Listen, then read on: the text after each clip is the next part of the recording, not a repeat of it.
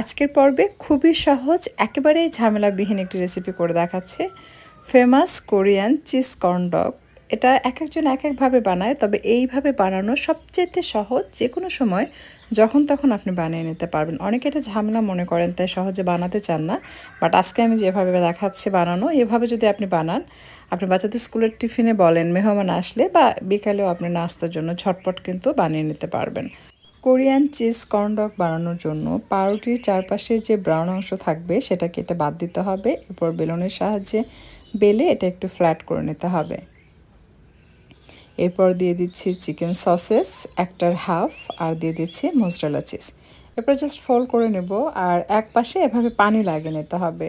এতে করে ফোল্ড করার পর যখন ওই অংশটা এটার শেষ অংশে লাগাবেন, তখন একটু চেপে চেপে সেট করবেন, তাহলে এটা সেট হয়ে যাবে আর খুলে যাবে না। ঠিক এভাবে ফোল্ড করবেন এবং হাতের সাহায্যে একটু রোল করে নেবেন চেপে চেপে, তাহলেই পানির যে অংশ ওইটা কিন্তু সুন্দরভাবে এটার সাথে সেট হয়ে যায়। আর লাগবে ব্রেড ক্রাম্বস অথবা অরেঞ্জ ক্রাম্বস, আমি ব্রেড ক্রাম্বস নিয়েছি। আর কোট করার জন্য লাগবে একটি ডিম। ডিম প্রথমেই স্বাদমতো লবণ দিয়ে এটাকে ফেটে নিচ্ছে। যেহেতু আমরা চিজ কর্ন ডগ বানাচ্ছি, যেহেতু আমরা বাঙালি, একটু ঝাল না হলে আমাদের কাছে খেতে ভালো লাগে না, তাই ডিমের মধ্যে একটু পানি, ময়দা এবং পরিমাণ মতো মরিচের গুঁড়া দিব। যে যেমন ঝাল খেতে পছন্দ করেন সেটা বুঝে আপনার মরিচের গুঁড়াটা অ্যাড করবেন, করে জাস্ট মিশিয়ে নেবেন। এই যে মরিচের গুঁড়া দিয়েছি, এটা যখন আমরা ব্রেডের উপরে কোট করব, তখন একটু ঝাল ঝাল লাগবে, তো তখন খেতে ভালো লাগবে। তো সহজ না? এর থেকে সহজ কি আর কর্ন ডগ হতে পারে? আপনারা ভেবে দেখেন তো।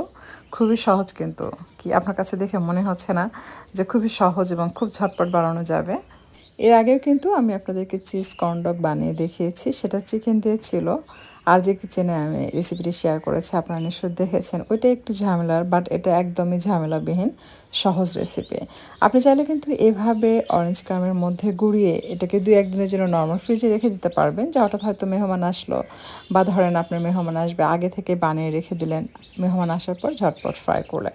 ডিপ ফ্রিজে রাখলে কি হয়, অনেক সময় হয়তো অনেকে বলবেন ডিপ ফ্রিজে রাখা যাবে কিনা, ব্রেড যেহেতু এটা বরফ জমে তখন ভেজা ভেজা হয়ে যাবে, তাই ডিপ ফ্রিজে না রাখাটাই বেটার। আমি বলবো নর্মাল ফ্রিজে রেখে আপনি ফ্রাই করে খেতে পারবেন, বা সাথে সাথেও বানিয়ে নেওয়া যায়।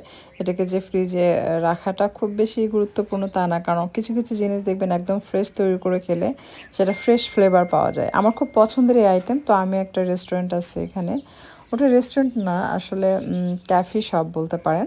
তো ওইখানে এইটা সেল করে। তো প্রথম প্রথম খেতাম, খুবই ভালো লাগতো, বাট এখন খেতে তেমন একটা ভালো লাগে না, কারণ একেবারে ফ্রেশ এবং টাটকা সার্ভ করে না। মনে হয় আগের ছিল ফ্রিজে, সেটা ফ্রাই করে দেয়, যার কারণে আসলে আমার কাছে খেতে মোটেই ভালো লাগে না। সো আমি সবসময় বলবো আপনারা যখন যেটা তৈরি করে খান না কেন, একেবারে ফ্রেশ এবং টাটকা তৈরি করে খেতে। অনেকেই বলে যে আপু এটা ফ্রিজে সংরক্ষণ করা যাবে না।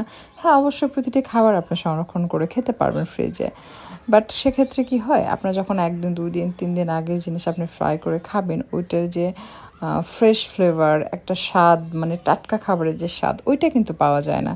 আমি অলওয়েজ চেষ্টা করি যে কোনো খাবার যতটুকুই রান্না করি না কেন একদম ফ্রেশ খাওয়ার জন্য, কারণ ওইটা খাওয়ার মজাই আলাদা।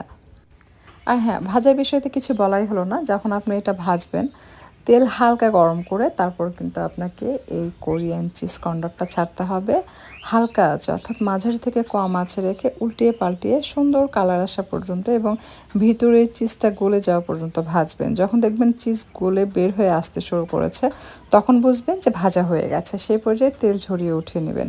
একটা বিষয় খেয়াল রাখবেন, হাই ফ্লেমে রেখে তেল খুব বেশি কড়া গরম করে কর্নডগ ভাজবেন না, তাহলে কি হবে, উপরে যেহেতু অরেঞ্জ ক্রাম্ব বা ব্রেড ক্রাম্বস দেয়া থাকে, খুব দ্রুত কালারটা ডার্ক হয়, তখন কিন্তু দেখতে সেটা ভালো লাগে না, খাওয়ার যে স্বাদ সেটাও কিন্তু প্রপার পাওয়া যায় না। আর এটাকে খুব সুন্দরভাবে এভাবে ডেকোরেশন করবেন, এতে করে এটা অ্যাট্রাকটিভ লাগে এবং খাওয়ার আকর্ষণটা বেড়ে যায়।